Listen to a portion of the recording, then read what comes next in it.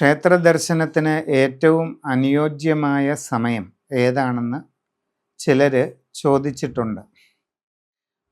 ഒറ്റവാചകത്തിൽ ഉത്തരം പറഞ്ഞാൽ വളരെ പുലർച്ചെ പ്രഭാതത്തിലുള്ള സമയം തന്നെയാണ് ഏറ്റവും നല്ലത്.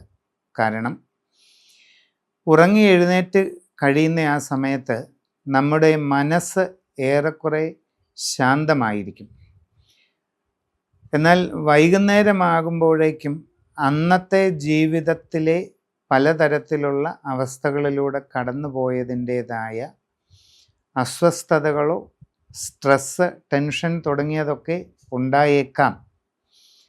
അപ്പോൾ വളരെ പുലർച്ചെ എഴുന്നേറ്റ് പ്രഭാതകൃത്യങ്ങൾ നിർവഹിച്ച് ഭംഗിയായി ഒരു കുളി നടത്തി പ്രഭാതഭക്ഷണം പോലും കഴിക്കുന്നതിന് മുമ്പ് നമ്മുടെ കുലദേവതാ ക്ഷേത്രം, അടുത്തുള്ള ദേശദേവതാ ക്ഷേത്രങ്ങളിലൊക്കെ പോയി കഴിഞ്ഞാൽ ഏറെക്കുറെ പൂർണ്ണമായി ശാന്തമായ മനസ്സോടെയും ഏകാഗ്രതയോടെയും ക്ഷേത്ര ദർശനം നടത്തി പ്രാർത്ഥനകൾ ചെയ്യാനായിട്ട് നമുക്ക് അവസരം ഉണ്ടാകുന്നതാണ്.